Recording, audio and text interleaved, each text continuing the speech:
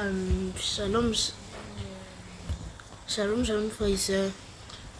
Shalom, frère Jésus. Frère Jésus. Notre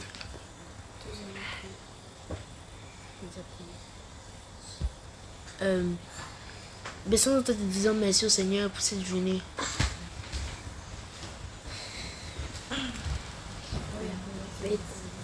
Père éternel, des amis.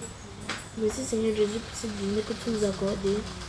Merci Seigneur Jésus pour ce jour Seigneur. Merci Seigneur Jésus de nous avoir accordé la grâce d'être devant toi aujourd'hui Seigneur. Seigneur, que ce soit toi qui parles Seigneur et dans le nom Seigneur. Seigneur, donne Seigneur. Seigneur. Merci Seigneur Jésus pour cette journée Seigneur. Merci Seigneur Jésus de nous avoir accordé la grâce toujours parmi les vivants Seigneur. Merci Seigneur Jésus pour cette journée que tu nous avons accordé la grâce de voir le rayon du soleil de ce jour Seigneur. Merci Seigneur Jésus pour tout ce que tu as fait Seigneur et pour ce que tu continues de faire Seigneur. Au nom de ton Fils Jésus, tu as ces prières. Amen. Amen.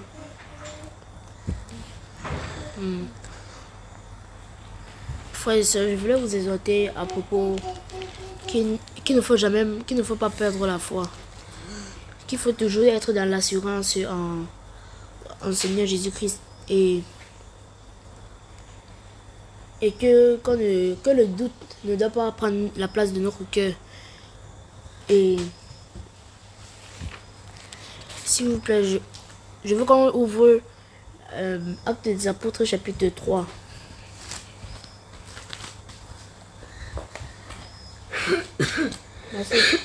Ma soeur Madeleine, s'il te plaît, tu peux lire à partir du verset 1.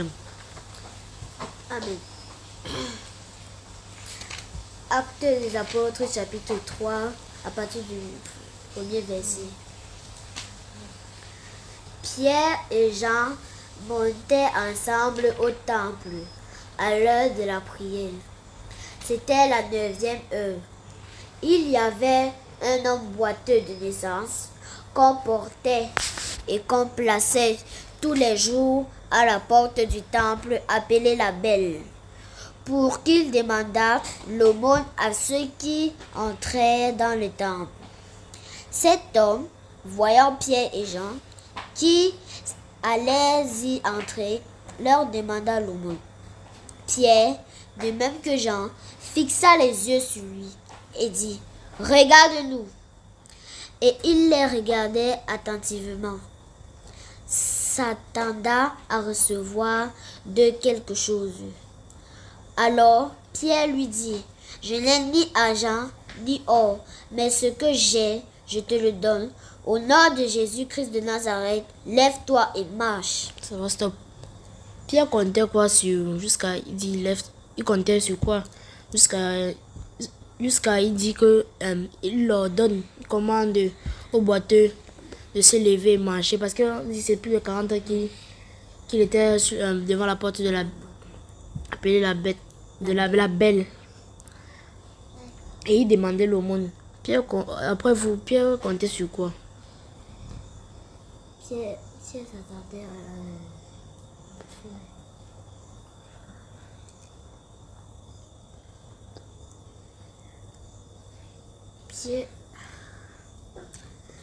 Pierre lui a dit qu'il n'a ni argent ni or. Donc, il avait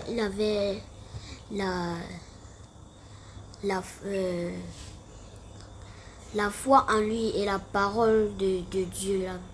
La foi en Dieu et la parole de Dieu. Ce que je veux vous parler aujourd'hui, c'est à propos de la foi et de l'assurance. Il ne faut pas avoir peur, parce que si tu peux avoir il faut apprendre à challenger Dieu, et il faut pas avoir peur. Ouvre Hébreux chapitre 13. Il faut pas avoir peur des hommes.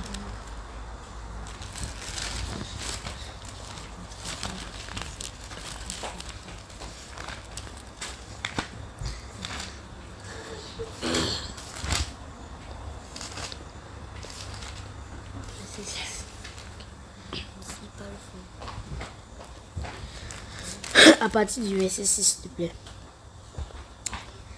C'est donc avec assurance que nous pouvons dire, le Seigneur est mon aide. Je ne craindrai rien.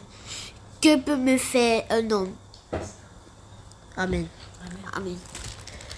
Ici, l'apôtre Paul veut nous faire comprendre qu'il faut avoir l'assurance en Jésus-Christ et que nous ne devons pas voir que si on fait, peut-être qu'on commence quelque chose et après, on commence à dire, et si ça ne marche pas, on commence à dire que tu commences à voir les doutes, que tu ne peux plus faire, tu vas commencer à te décourager. Et les murmures et les doutes vont venir dans ton cœur. Y a-t-il des questions? Oui, tu as des questions. Oui, ma question c'était que ma question c'était que quand on est disciple du Seigneur, on a le Saint-Esprit. Et quand tu mets, est-ce que ça part ou bien ça reste en toi? Dans le corps. Oui.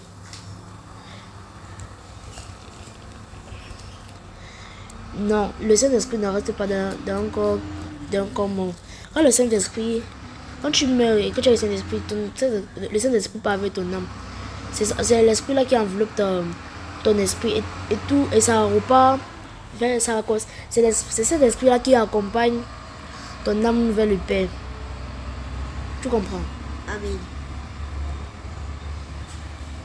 Comme Ananias et Saphira, au chapitre 5 de Actes des Apôtres, on n'a pas dit que le Saint-Esprit est resté dans eux. Même l'apôtre Pierre. Le Saint-Esprit ne reste pas dans le... Le Saint-Esprit ne reste pas dans le corps qui est déjà mort. Tu as encore une autre question? Non, ça va. C'est moi la question là que je voulais comprendre.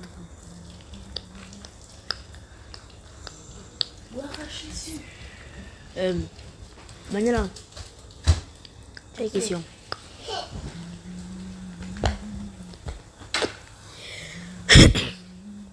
Maman, tu as une question? Non, je suis satisfaite. Voilà, là je voulais vous dire que il faut pas perdre courage, qu'il faut toujours avoir la foi en Dieu, que même si c'est impossible, Pierre et Jean, Pierre, lui il a eu l'assurance en Jésus-Christ. Il savait en qui il était et il savait qui il était. Il savait en qui il était et qui il était. Si tu peut-être par exemple, si tu avais ton père, est-ce que tu aurais peur de quelque chose? Non. Voilà, c'est avec cette assurance et la foi qu'on doit en Christ, avec ça qu'on doit s'accrocher sur Christ. On ne doit pas avoir peur de n'importe quoi. On doit toujours tenir ferme. Même s'il y a des tribulations, certaines tribulations, on dit que au chapitre,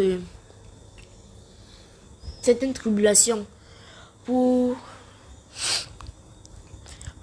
voir si ta foi est stable. Il y a certaines tribulations pour voir si ta foi est stable. Et aussi, on parle aussi dans la Bible des fidèles de Satan.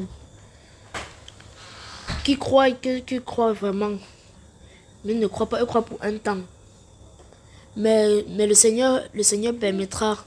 Il dit dans Jean chapitre 10 que il y a encore des brebis qui ne sont pas de cette bergerie. Que cela, il faut que je les ramène. Ça veut dire que il va nous utiliser.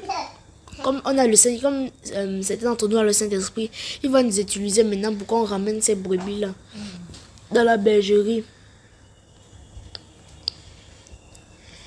Et aussi, le Seigneur nous dit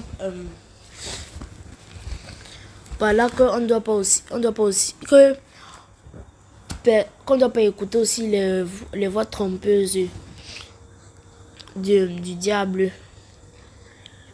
Tout ce qui est ajouté dans la doctrine du Seigneur, c'est la doctrine du diable. Alléluia. Amen.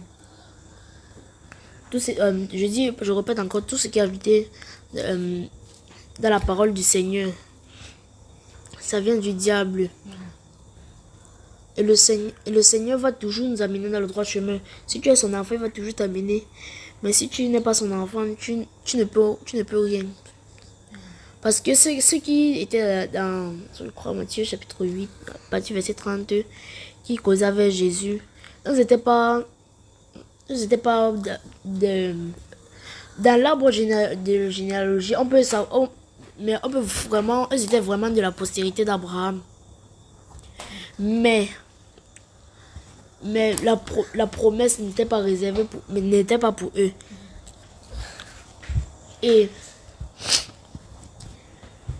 Mais Jésus dit par là que ils ont pour père le diable. Et que nous les enfants de Dieu, il y a aussi que les enfants du diable, eux croient pour un temps. Parce qu'eux croient à cause des œuvres, mais pas à cause de la foi. Comme les enfants d'Israël. Ils ont vu les œuvres. Ils attendaient seulement les œuvres. Mais pas la foi. Ils attendaient seulement les œuvres.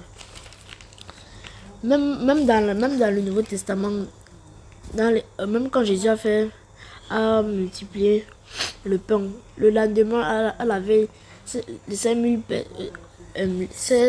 personnes venaient rendre visite à Jésus pour lui demander ces choses-là. Et c'est pas aussi la foi que Jésus a rompu le pain. Et aussi, il faut pas aussi qu'on se conduise comme les gens de ce monde. Il faut qu'on doit être différent. Même s'il y a des difficultés, on doit toujours être différent. Et aussi, on doit toujours être droit devant le Seigneur. On doit garder ses commandements. On doit pas seulement lire ses commandements et faire comme ça. On doit lire ses commandements, comprendre ce qu'il dit et mettre en pratique. Et je vous exhorte, frères, à toujours mettre les choses en pratique et ne jamais perdre la foi. Car il dit que le juste vivra, mon juste vivra par la foi. Et dans Hébreux chapitre 10, verset 37, je crois. Il dit que mon juste vivra par la foi. Et le Seigneur Jésus-Christ veut nous renseigner là de ne jamais perdre la foi. De ne jamais perdre la foi et de toujours rester dans le droit chemin. Même si on fait n'importe quoi, il va toujours nous maintenir dans le droit chemin. Le Seigneur, aucun des brebis du Seigneur ne sera écarté du droit chemin. Même si ils sont détournés du droit chemin, Dieu va toujours les mettre en route. Alléluia. Amen. Donc, frères et sœurs ne perdront jamais la foi.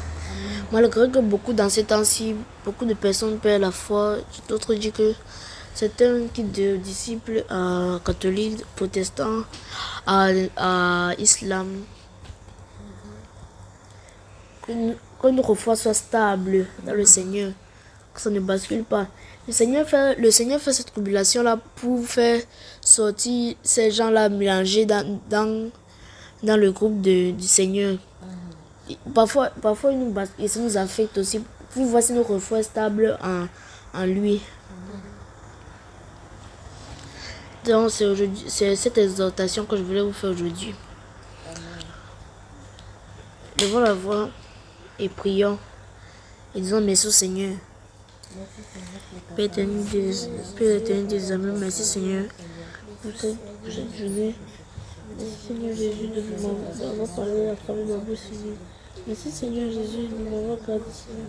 Merci Seigneur Jésus, Seigneur, de garder tes commandements, Seigneur. Donne mon Père, Seigneur, de garder tes commandements, Seigneur. Donne-moi, Seigneur, de garder tes commandements, Seigneur. Dans sa famille, Seigneur, de pratiquer, Seigneur, de garder, Seigneur, de comprendre ce que tu dis, Seigneur. Seigneur, Seigneur. Non, Seigneur, garde, Seigneur, Seigneur. Seigneur, garde, Seigneur. Seigneur, nous t'en fous du coup, c'est pris. Amen. Amen.